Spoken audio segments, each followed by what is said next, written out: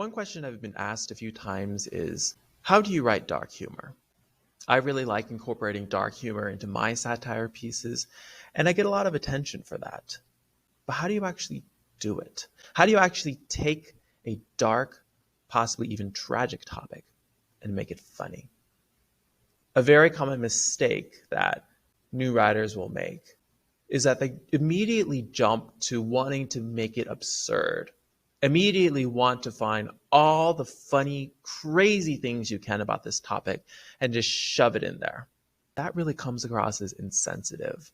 If you haven't watched my previous video, I highly recommend watching that first. I'll drop a link in right here. Satire, at its heart, is really no different from a persuasive essay, but we're using humor instead of logical arguments. So instead of starting out by listing all the funny things I could write about my topic, I'm going to start with what are things I want to persuade people about.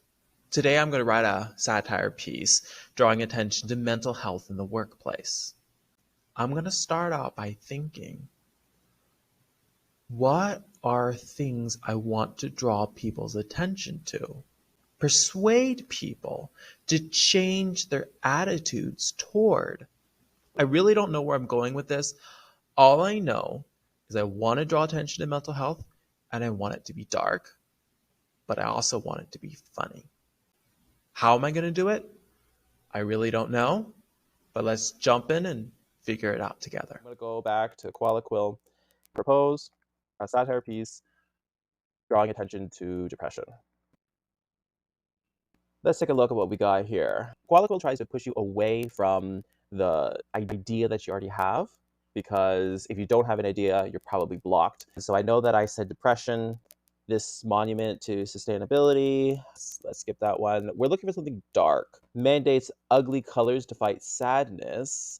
This is an example of a bad way to help people with depression, and that's what we want. Maybe we're poking fun at people who come alongside depressed people the wrong way. So my first idea is helping people overcome depression the wrong way. Emoji misuse causes chaos in city council satire. Once again, we're deviating a little bit too far from that dark idea that we want. Depression glamorization. Here, there's a trend on social media where we're glamorizing depression, and let's poke fun at the glamorization of depression. All right, I got a few ideas. Let's deep digger, and let's say, why do people get depressed?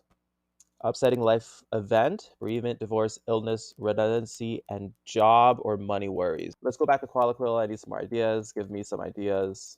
Drawing attention to mental health in the workplace. Training, open dialogue, flexibility, improve workplace, mental health. Oops. Satire, sorry. I'm getting nonfiction. I want satire. Satire ideas. Competitive empathy. That's related to helping individuals the wrong way. Dinosaur navigates VR workplace transition. Now that's pushing us away from that where we want. Gamifies mental health. That's related to the wrong way. All right, so we got two basic ideas so far: helping people overcome depression the wrong way, poking fun at the glamorization of depression. Neither of these are really particularly funny, because when you're helping someone overcome depression the wrong way, that's just going to make them more sad. This is not a piece that's going to make people laugh. One thing we really need, we need someone to laugh at. Now, we're not laughing at the depressed person, and we can't really laugh at the person helping. Let's throw a villain into this situation. Suggest some dark and morbid satire ideas, poking fun at a boss who just doesn't care about your mental health issues. All right, see what we got here. Dystopian workplace finds self-care to ensure productivity. Okay, here we're getting somewhere. Here's the boss who really doesn't care. If I so much as see you Googling burnout, I'll personally ensure your next paycheck reflects a therapy tax. Taking a mental health day? Sure, go ahead. Your salary might look a little bit slimmer. Okay, this is good because it's a reflection of reality. We're drawing attention to a real issue. People have mental health issues. The bosses not only care, but penalize people with mental health issues. Productivity first, humanity second. All right, this is looking pretty good. Let's take a look at these other results, see if we got anything. Competition, that's a bit over the top. Influencer, ignoring mental health won't fix burnout. Instead of wasting time on therapy sessions, we're going to give every employee a second monitor. Dual screens equal double the productivity and half the mental distress. Okay, that's pretty good too. What's my point? Bosses not only don't care about your mental health, but they penalize people for caring for their mental health. This is the premise of my satire piece. It's not the title I'm going to use, but that's what I'm focusing on. Let's copy and paste some lines. All right, I think I got enough cut out to work on my first draft. I'll come back after I've finished my first draft. Sometimes I'll put more effort into the first draft, but this one I put very little effort because I have a huge problem. And no matter how hard I work at it, this problem is not going to go away. It's really, really not funny. Now, this is a concept that I call the humorless chasm. This is what Nick and Farside calls the Goldilocks zone of humor, but I think that this way just helps me understand it better. This is level of absurdity. Now we have zero absurdity. This is an everyday occurrence right here. Now, if we get more and more absurd to the point that is relatably absurd, it's funny. But if we go too far, it is too absurd. In rare cases, you can make it extremely absurd, where it's just out of this world absurd. Then it's funny again. Now, for beginners, I do not recommend going to this zone. This zone is very, very difficult to reach. So if it's not funny, maybe you're in this zone and you need to dial up the absurdity. Maybe you're in this zone and you need to dial down the absurdity. Our draft that we just wrote is extremely absurd. I think we're in this zone. We're too absurd. Here's the problem. The manager is not relatable. We just see him as some evil monster. I need to make this boss more relatable. It's really counterintuitive. We've exceeded absurdity. So I'm going to go to the chatbot and ask the chatbot for help dialing down the absurdity, making the boss more relatable. All right, help me make the main character.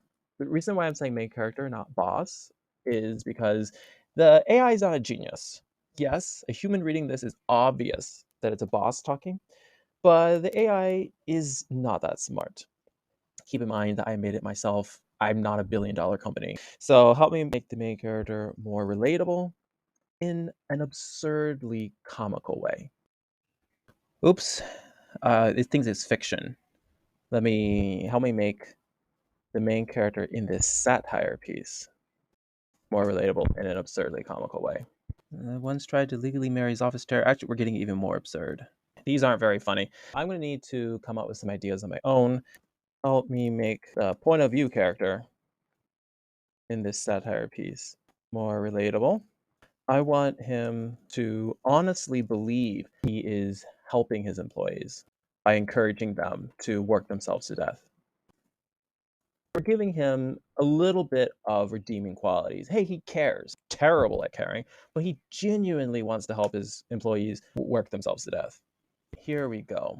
In my uniquely enlightened view, comfort breeds complacency, and complacency is the enemy of success. I've taken it upon myself to create an environment that constantly challenges our team, believing wholeheartedly that by pushing them to the limits, I'm actually helping them unlock their true potential. This is a good opening paragraph. I'm going to have to rework that quite a bit, though. All right, and I'm helping our team members develop financial resistance, encouraging them to find more cost-effective solutions to their stress. I'm going to put this down here with the therapy tax. All right, the beds in the offices is because he cares about them in their commuting time. Motivational monitoring program. We're already absurd enough. Virtual reality vacation program. Instead of taking actual time off, we can experience simulated getaways. Okay, I like that because he cares so much about them. I'm not sure where to put that. I'm just going to put that down here at the end. we're giving this boss a little bit more redeemable qualities. We're not making him this troubled villain with this sad backstory. We're making it so he's kind of dumb. Like, he really wants to help. He really wants to help his employees, but the only way he knows how to help is by pushing them so hard that they work themselves to death. I'm getting one step closer to making a good satire piece. All right, I got my work cut out for me. I'll be back when I'm ready with my second draft. I'm back with the second draft. Where I left off last time, I kind of had this boss who was endearing in a sense. He claims he's trying to help you, but he's actually trying to work you to death. When I left off last time, he was a little bit too endearing, where the point where he genuinely believed that the best way to help his employees is by telling them to work themselves to death. As I was working on it, I began to realize maybe that's not the best way to approach it. I want to make it clear that he's lying. Whenever he says they're doing this for your good, he doesn't really believe it. He's just doing it for his own bottom line. He says true fulfillment and achievement doesn't stem from complacency, but by the relentless dedication to our bottom line. So making it clear here, he's pretending to care about you, but only if it satisfies his own personal gain. Now, I'm deeply concerned about the well-being of my employees, particularly those who so much feel inclined to Google symptoms of burnout. He is pretending to care as he wants to steer you back to the path of unwavering dedication. In our ongoing commitment to innovation, we introduced the virtual reality vacation program so you can spend all your time at the office. All right, so that's my second draft. The second draft is getting the tone right, figuring out the voice of my main character. Moving on to step 3, finally, let's figure out what is our premise. Now, as I was writing this, I was realizing this actually is very similar to what real employers do, but maybe they're not this honest about it. There'll be a bit more mincing words about saying things like, we're family. So I think I really want to play that up. So in step 3 here, I can finally figure out what is my premise. My premise is, we're family, but you need to work yourself to death. So I'm going to cut everything down, just the bare bones, what supports this premise, and then I'm going to build it up from the ground again. This is good. He's pretending to care. This can stay. The virtual reality vacation, it's funny, but doesn't really support the idea that we're going for, that we're family, but you need to work yourself to death. All right, cut it down, everything focusing on this. Let me build it back up, focusing on this premise. Help me expand the satire piece. Say up how the point of view character uses cliches like, we're family, but only cares about the company's bottom line. All right, we're not just a team, we're a family. This is good. I'm gonna have to rework that. Oh, you're letting down your family members who soldier on. I like that. All right. 24/7 work cam. No, we really want to play up the we're family, but I don't care. Reinforcing the company's hypocritical stance on work-life balance. All right, I'm not really ready to work on the conclusion yet. I think I got my work cut out for me. I will take a break. I'll be back when I'm ready to show you what I've done so far in step 4. We're finally getting somewhere. I completely rewrote this draft to focus on the we're family trope. So, at Grindstone Enterprises, we're not just a team, we're a family. We're a big dysfunctional family where love is measured in unpaid overtime and loyalty is gauged by your willingness to sacrifice your soul for our bottom line. Taking a mental health day, of course, feel free to indulge, but in this family, every moment away from the grind comes with its own price tag. Your salary might take a hit, but that's just what happens when you let your family down. For your betrayal, prepare to bear the weight of prioritizing yourself over everyone else's needs. And by everyone, I mean me. Let's not forget the extra team meeting tonight where we'll discuss the noble art of sacrificing your personal well-being for the greater good. This is a family where we'll happily steamroll your personal boundaries for our bottom line. It's about coming together as long as that happens exclusively in the service of our corporate goals. I moved away from the mental health premise to the we're family premise, but this is funnier. A really common mistake new writers make is they go all dark and no funny.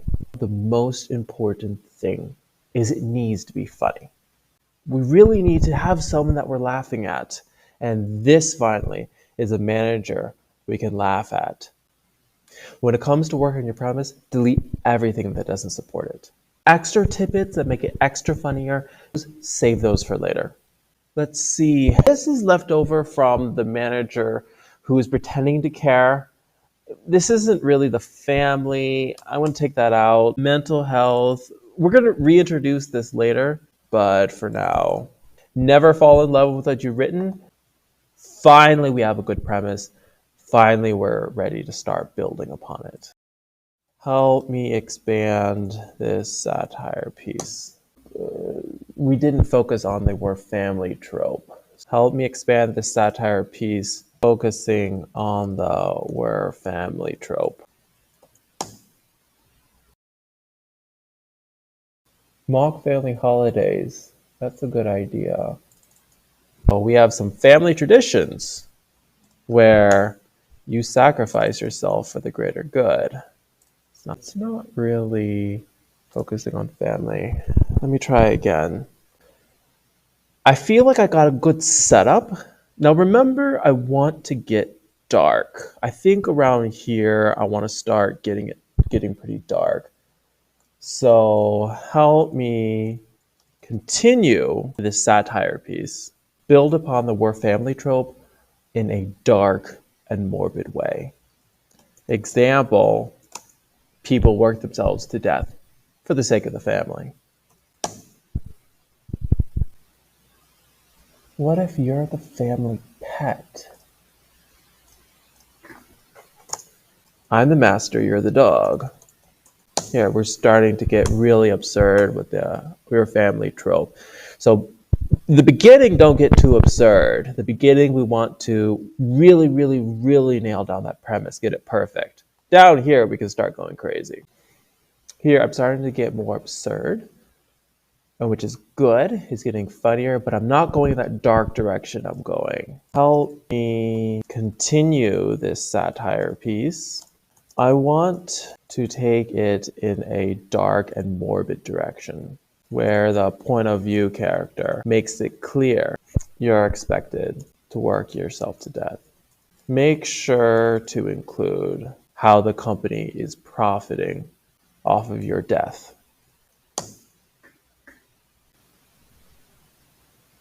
I really want the second half of this satire piece to be filled with dark humor.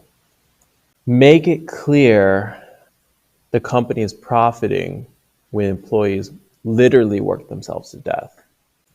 Example, the company takes out life insurance policies. Let's see what this comes up with.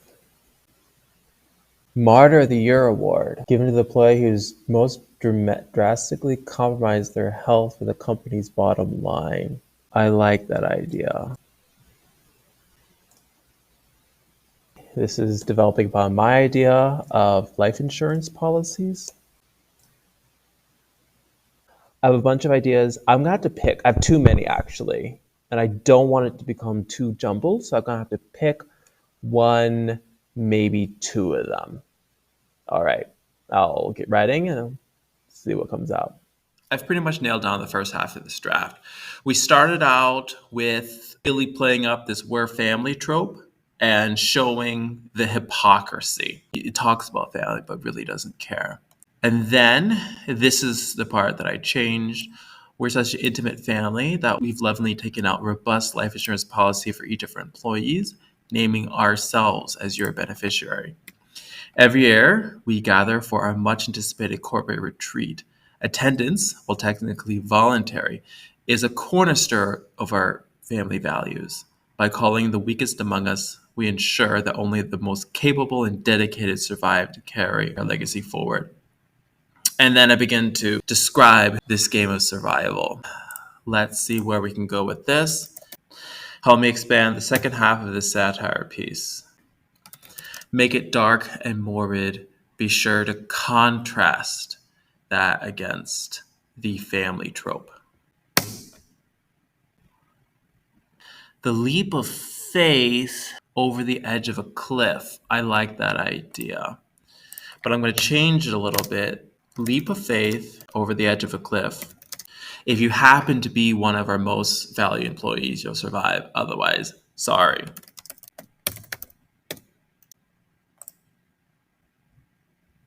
It's our way of saying thank you for your service, posthumously, of course. I like that. But the life insurance policy.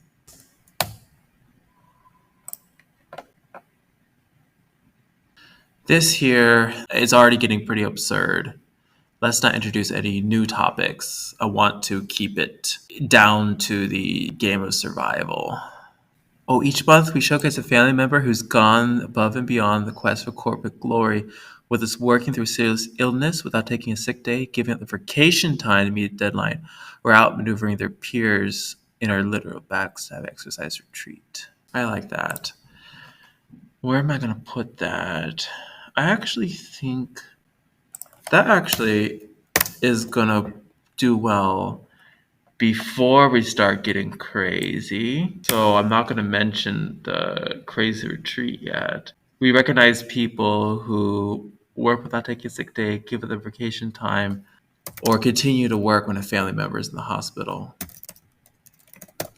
But I'm going to play up that family. I want to make it clear that we're your real family. I need to work on that. This is starting to come together. Keep working on this. All right, so the satire piece is really coming together.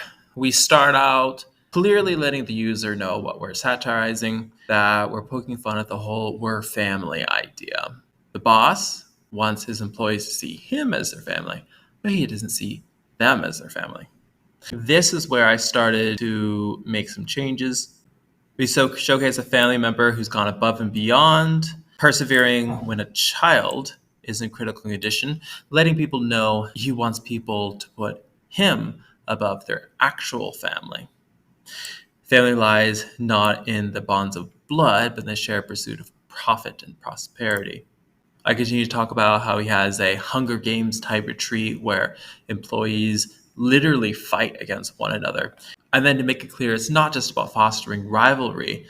He says that for those who've proven yourselves to be among the best, this retreat will be more formality. During your moments of greatest need, you can count on a parachute from your sponsors descending into the arena, kind of playing off the Hunger Games idea.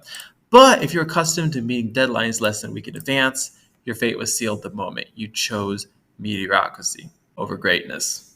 Now that's left is to write a conclusion. Qualiquil isn't very good at coming up with conclusions. AI in general is really bad at conclusions because it's just going to summarize what you've already written. But this is satire. We don't want to just restate what was said. I want to end my pieces. I don't want to introduce anything new. I don't want to summarize it, but just kind of like a punchline. Everything's been building up, just one final way to show how this manager really doesn't care. In one sentence. All right, let me find that punchline. If I just ask Qualiquil to generate a conclusion for me, it's not going to be able to really give me that punchline that I want. So instead, let me just scroll through all the ideas that I rejected. Maybe I can find something. Here's one idea, the 24/7 work cam.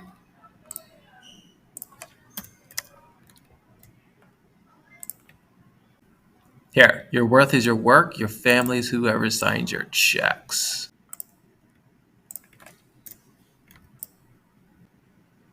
In the unfortunate event of your untimely demise, Grindstone Enterprises is proud to offer the final deadline funeral package.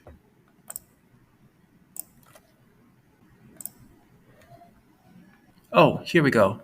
An extra day off, unpaid of course, to recover before you're expected back at your desk. Here we go. All right. So I want something that's punchy. I'm not going to introduce all these ideas. Work cam, that's a bit much. It'll take too much to introduce a new concept. Lower to leash, let's take that away. Your work is your worth, your family, whoever signed your checks. I like that. I don't want to introduce a new topic. Okay. So I have these two, and I would expand these two into paragraphs. All right, this paragraph is pretty good. I'm gonna have to rework that, but I'll say that for my final draft when I'm doing flow. I really just need a title. Usually like to get something kind of punchy, Usually I just look through what I've got here. We're not just a team. How about this? We're not just a team, we're a family. Where love is measured in unpaid overtime. And that's my satire piece. This satire piece didn't end up coming out quite as dark as I was originally hoping, but I still managed to find the humor in something as sensitive as mental health. One of the most important things to remember when you're working with satire, particularly dark satire, is don't get too absurd. If you're working on a piece and it's just not funny, there's a good chance you're in the humorless chasm and it's just too absurd. If that happens, you need to dial down the absurdity. Make your main character more relatable. And in that way, you can find humor in almost any topic. Another way to deal with dark humor, which I will show you in my next video, is to intentionally pick a topic which is going to be in this region. You're going to pick a topic that's dark, but too common. And then we're going to dial up the absurdity. When it comes to those topics, we're actually allowed to be even more absurd because we're so complacent about it. But no matter which side you're on, whether your piece is too absurd or not absurd enough, the most important thing is to keep iterating with your premise. A lot of beginners will start with a premise and just keep writing and think, maybe I just haven't written enough. If your premise isn't funny, you could write 1,000 words, you could write 2,000, 10,000 words, and that's not gonna make it funnier. If you think you got a good premise on your first draft, maybe you were lucky, but more than likely, it's not as funny as you think it is. If you have any specific questions, I'd love to hear them in the comments, or even feel free to show me a draft that you're working on. Until next time, keep writing.